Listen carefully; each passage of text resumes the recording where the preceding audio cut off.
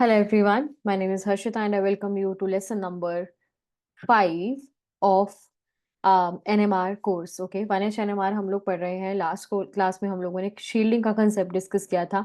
आज के इस क्लास में लास्ट क्लास की कंटिन्यूएशन रहेगी. शील्डिंग के उसी कंसेप्ट पर हम लोग बिल्डअप करने वाले हैं. Please make sure that you have watched lesson number 4 before watching lesson number 5. If you want to get the complete course for CSIR Net Engage, please check out the description box below. You will get all the details. Make sure that you download the Mentors app so that you can get the PDF of all these lessons. जो भी मैं यहाँ पे पढ़ाने वाली हूँ उसकी PDF आपको the Mentors app में मिल जाएगी. चलिए आगे देखेंगे. So guys, हम लोगों ने डिस्कशन की थी. So we were discussing about shielded about shielded and deshielded protons, right? We discussed that ऐसे प्रोटॉन्स जिनके आसपास इलेक्ट्रॉन डेंसिटी ज्यादा होती है तो इंड्यूस्ड फील्ड भी ज्यादा होती है. those kind of protons have more value of the induced field and less be effective, so they experience less field and we have to apply higher field to bring them in resonance. ऐसे protons को हम up field कहते हैं. so these are up field protons. वहीं the protons which are less shielded, they have less BE, more be effective, so we have to apply lower field frequency to bring them in resonance with the electromagnetic radiation. This is what we discussed. So हम लोगों ने जिस example से discussion शुरू की थी methanol, उसी example को दोबारा देखते हैं. तो उसका NMR ग्राफ कैसे दिखने वाला है जरा उसकी बात करते हैं. देखो जो बातें मैंने आपको डिस्कशन की थी ना इन द लास्ट सेशन, उसी का NMR ग्राफ है ये. देखो, सो ये वाले जो प्रोटॉन्स हैं, we said that they are less shielded. अब लेस शील्डेड के लिए ही एक और टर्म क्या है, that they are deshielded. ध्यान देंगे, इंस्टेड ऑफ सेइंग, तो हमें पता है कि जो ये CH3 प्रोटॉन्स हैं they are more shielded and we need to apply higher field to bring them in resonance, or we can say that they are upfield protons. वहीं the protons, the hydroxyl protons were less shielded. less shielded के लिए less shielded term ना use करके हम क्या term use कर लेते हैं, we actually use the term called term of more de-shielded. तो हम क्या term use करते हैं, instead of using less shielded we use this term of more de-shielded, right? तो हम क्या use कर रहे हैं यहाँ, that they are more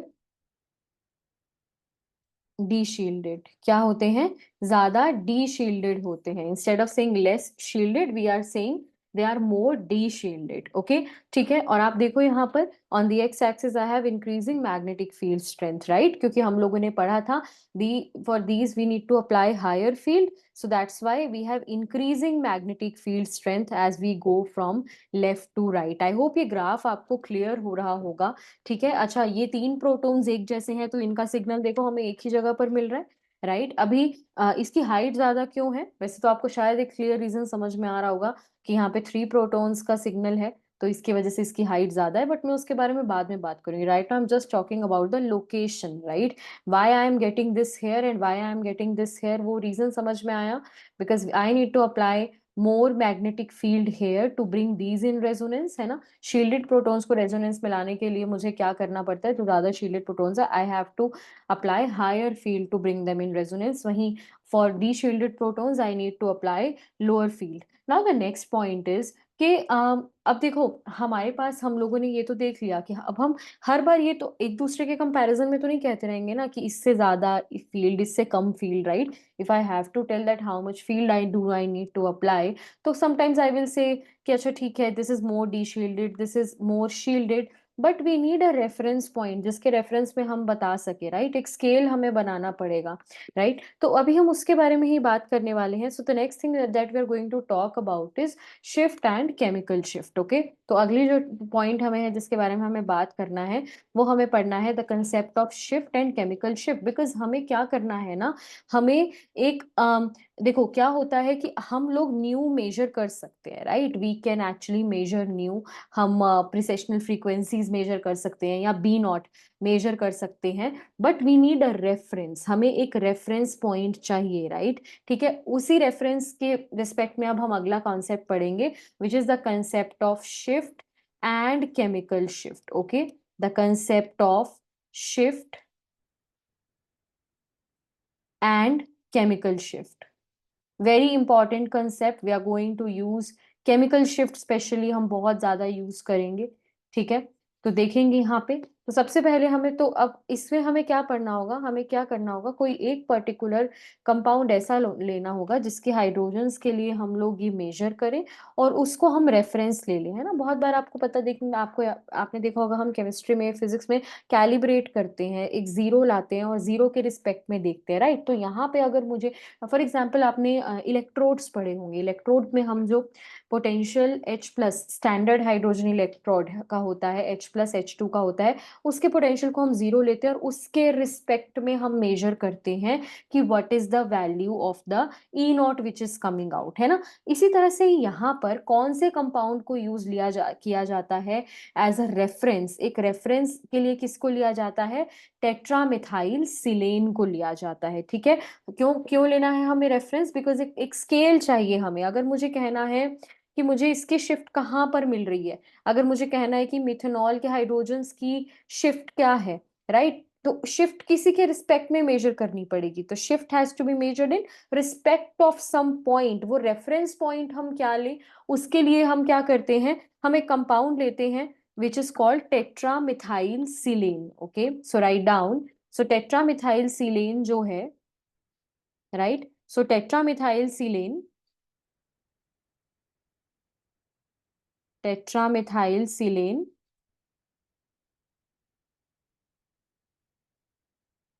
जो है, it is used as a reference. I think I need to just write it down again maybe. So tetramethyl को as a reference लिया जाता है, okay? So tetramethyl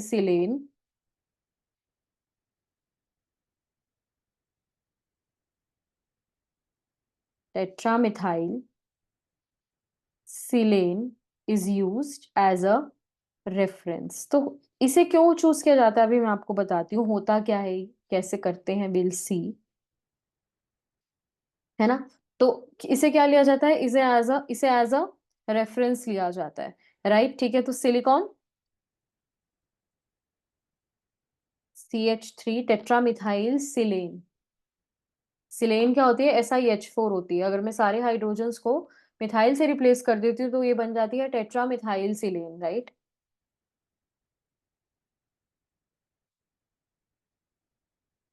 क्या बन जाती है ये, टेट्रा मिथाइल सिलेन। इसे क्यों लिया जाता है, देखो इसके जो प्रोटॉन्स हैं, क्या आप देख सकते हो, ये हाईली शील्डेड प्रोटॉन्स हैं। दीज प्रोटॉन्स, एक तो सबसे पहले फर्स्ट, तो इसको रेफरेंस लेने का रीजन क्या होता है, मतलब इसकी जो हाइड्रोजन्स की जो भी शिफ्ट वैल्यूज आ रही हैं, शिफ्ट डिफाइन करती कैसे किया जाता है, ध्यान देंगे।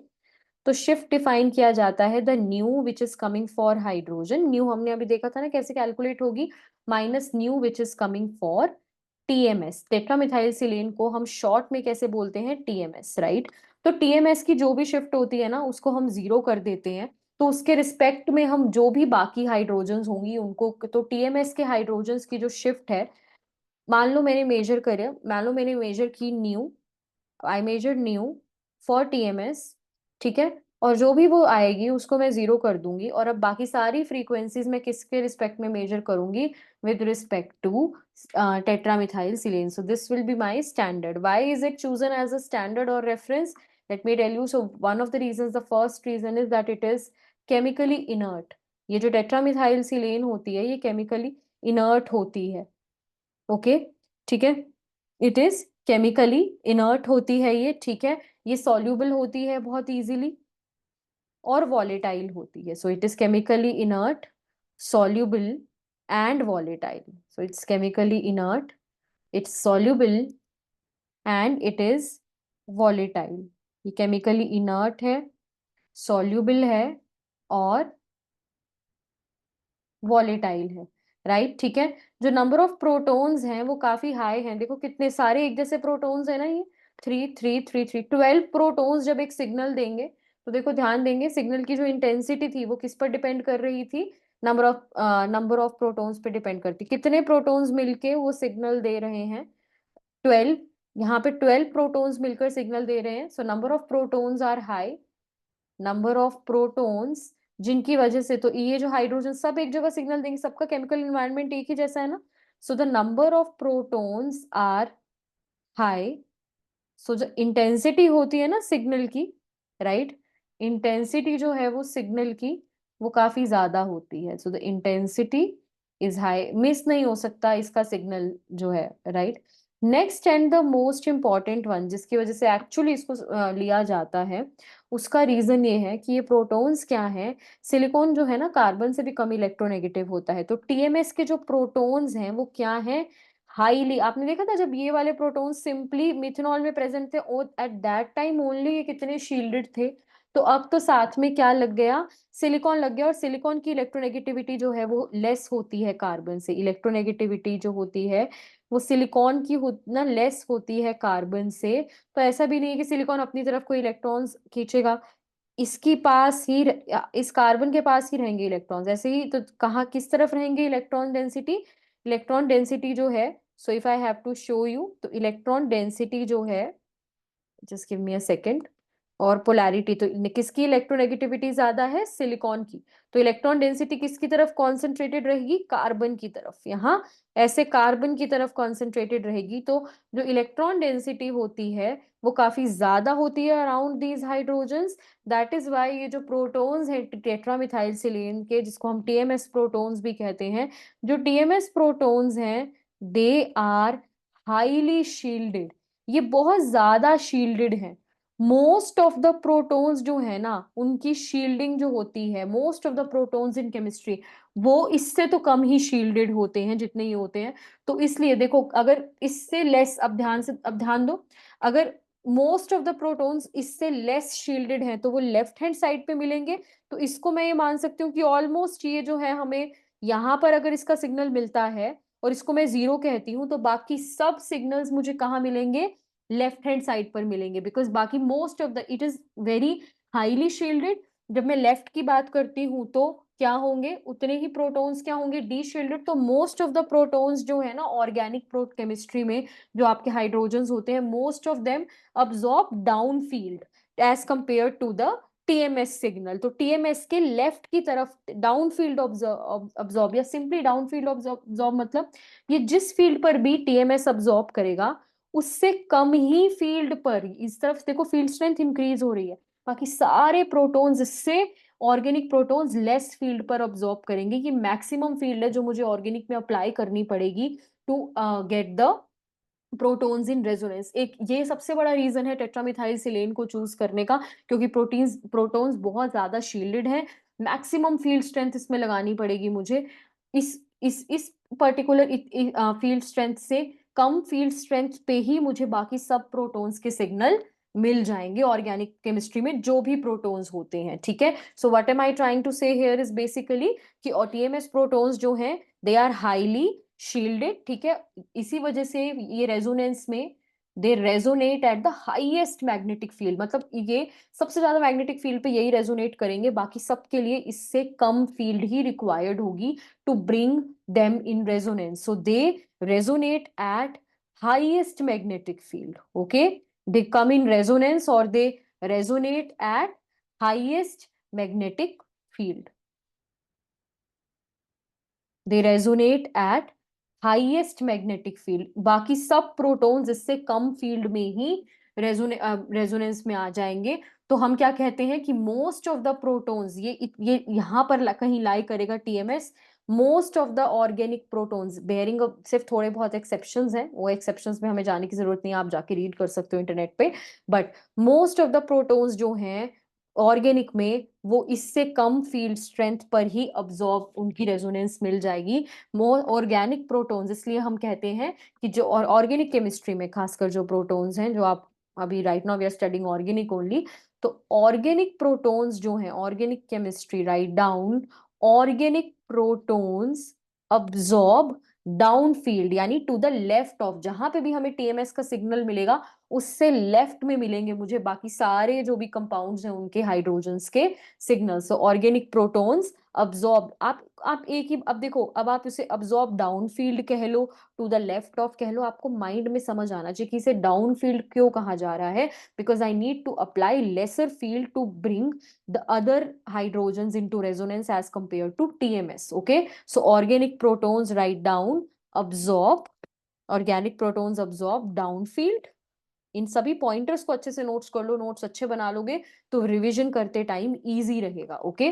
सो ऑर्गेनिक प्रोटॉन्स अब्सॉर्ब डाउनफील्ड यानी टू द लेफ्ट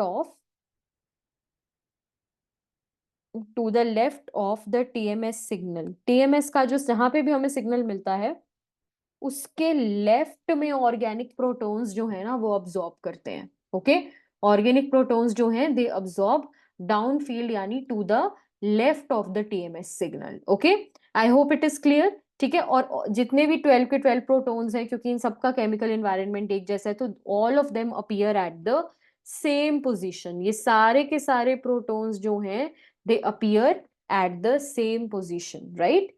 ठीक है, so all these protons appear at the same position. हमने यहाँ लिखा ना intensity is high, all the protons, इनका जो सिग्नल होता है एक ही जगह पे मिलता है, सारे एक ही जैसे प्रोटॉन्स है, तो लोकेशन एक ही रहती है इन सबकी।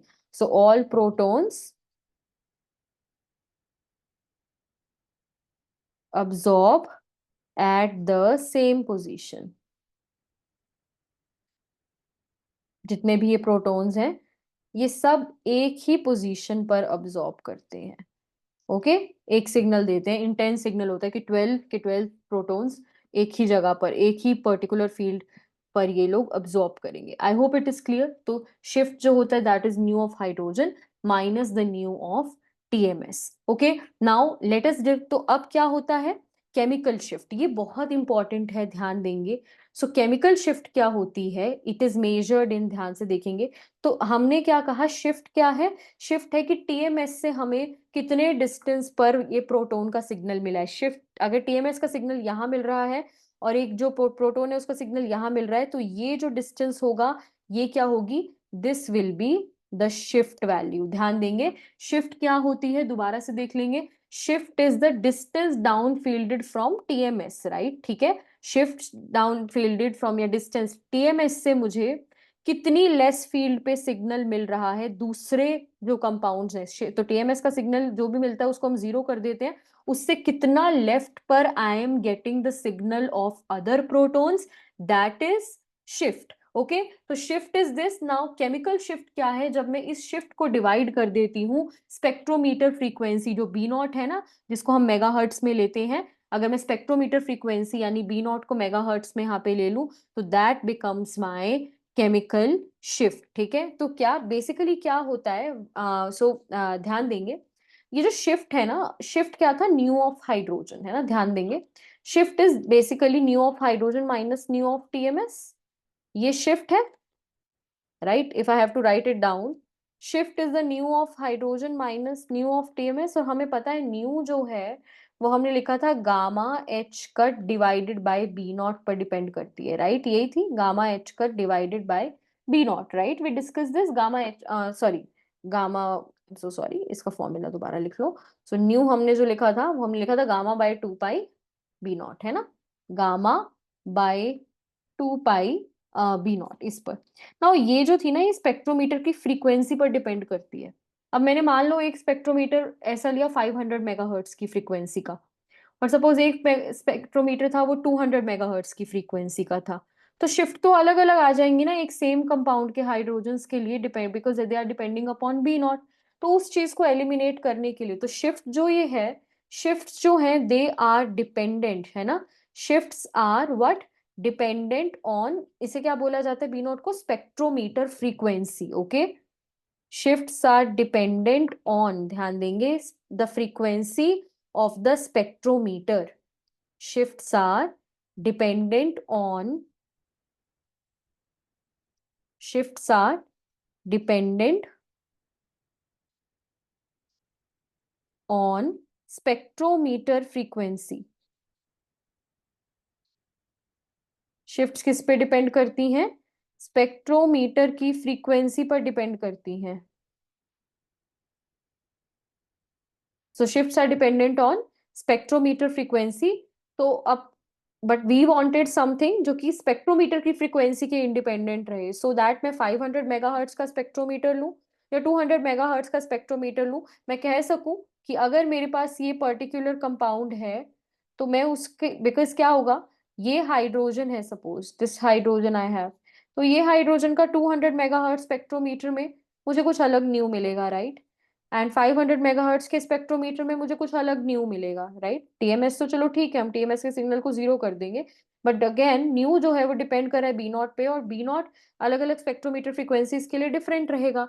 तो उस पार्ट को एलिमिनेट करने के लिए, ठीक है, सो इसकी वजह से शिफ्ट के बजाय हम क्या यूज करते हैं, we use this term called chemical shift. Chemical shift में हम क्या करते हैं, so it is shift divided by, तो शिफ्ट जो हमने निकाली यहाँ पे है ना, ये यही शिफ्ट है, shift down fielded from TMS, की टीएमएस से कितना दूर हमें सिग्नल मिल रहा है, राइट। तो shift down fielded from TMS divide कर दिया है हमने उसको किससे, बी नॉट से। फील्डेड फ्रॉम टीएमएस जो शिफ्ट वैल्यू आई उसको हमने स्पेक्ट्रोमीटर की फ्रीक्वेंसी जो कि मेगाहर्ट्ज में होती है उससे अगर हम डिवाइड कर देंगे तो that will give us chemical shift, जिसे हम डेल्टा भी कहते हैं, स्पेक्ट्रोमीटर फ्रीक्वेंसी। और इसे हम, ये किस में होती है, it is mostly in megahertz में होती है, okay. It is mostly in megahertz. Megahertz क्या होता है, 10 की पावर 6 होता है ना। तो देखो शिफ्ट डाउन, ये जो शिफ्ट होती है ये होती है हर्ट्ज में। The shift downfielded from TMS, it's generally in hertz. Spectrometer frequency is in megahertz. तो होता क्या है, देखो अगर यहाँ ऊपर हर्ट्स है, यहाँ पर मेगाहर्ट्ज है, मेगाहर्ट्ज का होता है 10 की पावर 6 हर्ट्स। हर्ट्स से हर्ट्स कैंसिल हो जाएगा, यानी 10 की पावर -6 बचेगा डिनोमिनेटर में, जो भी यहाँ पे वैल्यू आएगी, राइट। 10 की पावर -6 को हम क्या कहते हैं, पार्ट्स। अगर पार्ट्स पर मिलियन है ना, अगर 1/10 की पावर -6 है तो उसे उसको एक नई यूनिट दे दी जाती है, उसे क्या जैसे आपको पता है ना, 10 की पावर 3 को क्या बोला जाता है, मेगा, सॉरी, 10 की पावर 200, राइट। सेंटी, मेगा, ये सब जो आपके होते हैं, जितने भी आपके यूनिट कन्वर्जन होते हैं, तो 10 की पावर -6 को क्या बोला जाता है, पीपीएम, पार्ट्स पर मिलियन। तो केमिकल शिफ्ट की क्या यूनिट्स होती हैं, पार्ट्स पर मिलियन होती है। Is it clear? So the unit of chemical shift is parts पर मिलियन, ओके। केमिकल शिफ्ट जो होती है, तो इसमें हमारा जो अब मेजरमेंट्स होंगी वो स्पेक्ट्रोमीटर की फ्रीक्वेंसी के इंडिपेंडेंट हो जाएंगे। यानी अगर मैंने 500 मेगाहर्ट्ज का स्पेक्ट्रोमीटर लिया या 200 मेगाहर्ट्ज का स्पेक्ट्रोमीटर लिया, शिफ्ट तो अलग होंगी उनके लिए, ये हाइड्रोजन एटम की शिफ्ट अलग होंगी, लेकिन केमिकल शिफ्ट, चाहे मैं 500 मेगाहर्ट्ज का स्पेक्ट्रोमीटर लूं या 200 मेगाहर्ट्ज का स्पेक्ट्रोमीटर लूं, chemical shift are going to be the same, okay. Is it clear? तो जो शिफ्ट वैल्यू होती है, they are dependent on the spectrometer frequency. Chemical shift में क्योंकि हमने स्पेक्ट्रोमीटर फ्रीक्वेंसी से डिवाइड कर दिया, so chemical shift is actually independent of spectrometer frequency, okay. जो स्पेक्ट्रोमीटर आपने लिया उसकी फ्रीक्वेंसी से इंडिपेंडेंट हो जाता है। Is it clear? और यूनिट्स क्या होती हैं केमिकल शिफ्ट की, पार्ट्स पर मिलियन, पीपीएम, बार बार ये यूज होता हुआ मिलेगा।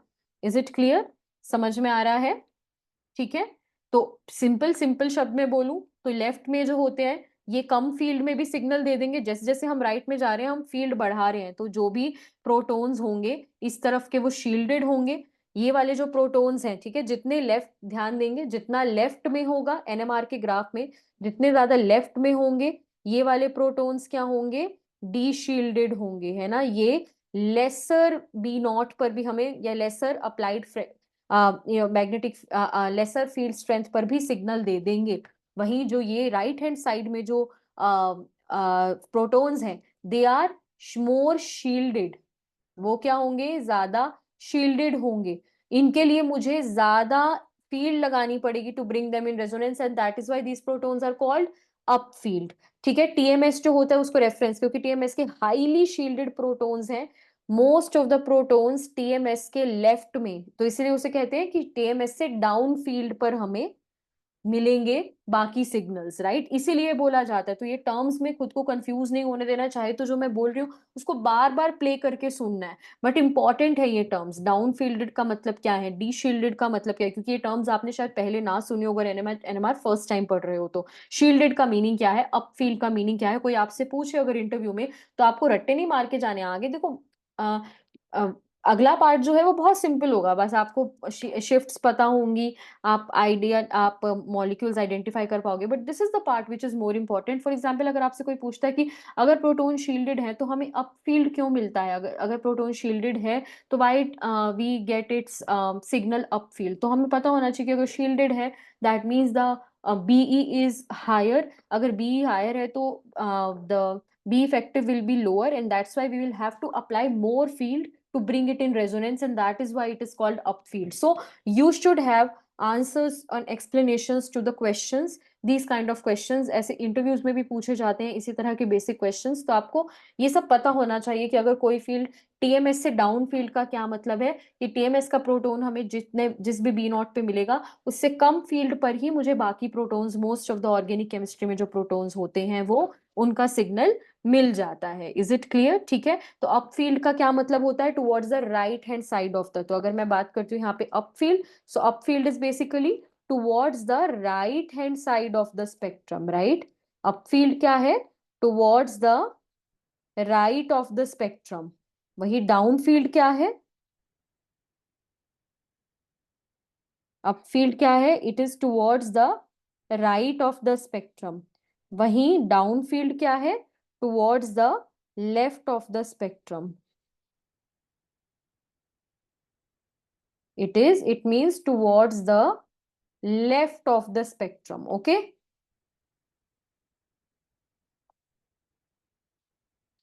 Towards the left of the spectrum. Down field और अप फील्ड किसके रिस्पेक्ट में होता है? मेनली टीएमएस के रिस्पेक्ट में होता है। Is it clear? Up field में क्या होता है? आपका जो बीई होती है यहाँ पे लार्ज होती है, इंड्यूस्ड फील्ड लार्ज होती है, सो बी नॉट हमें ज्यादा करनी पड़ेगी, राइट। तो to obtain the signal, so up field means farther to the right, down field means towards the left hand side, because I have don't have to apply a high field because BE is not very high. Okay, is it clear? So downfield means to the left hand side of the spectrum. So I hope it is clear. यहाँ तक अपने को एकदम clear हो रहा है, ठीक है। So this is the concept of shift and chemical shift. Now in the next class we are going to be discussing commonly जो हमें protons मिलते हैं उनकी shift values क्या होती हैं। shift के basis पे एक दो numericals भी करेंगे, and we will see कि generally जो हमें shift values most of the commonly occurring protons की shift value क्या होती हैं। NMR ग्राफ को अब हम बहुत डिटेल में स्टडी करेंगे कि NMR ग्राफ्स जो आते हैं तो वो why a particular proton is giving this signal, why a particular proton is giving this signal, intensity, position splitting, we'll study everything.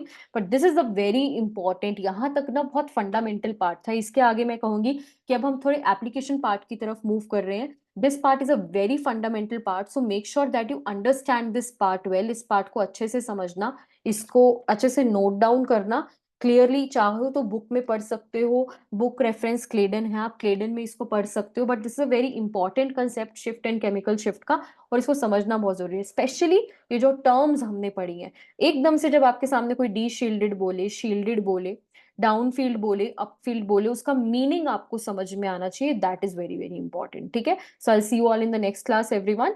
And आगे बेसिकली हम ये देखेंगे कि केमिकल शिफ्ट को कौन से फैक्टर्स इंपैक्ट करते हैं, और उनको डिटेल में हम लोग समझेंगे। Okay guys, and thank you so much, and I see you all in the next class.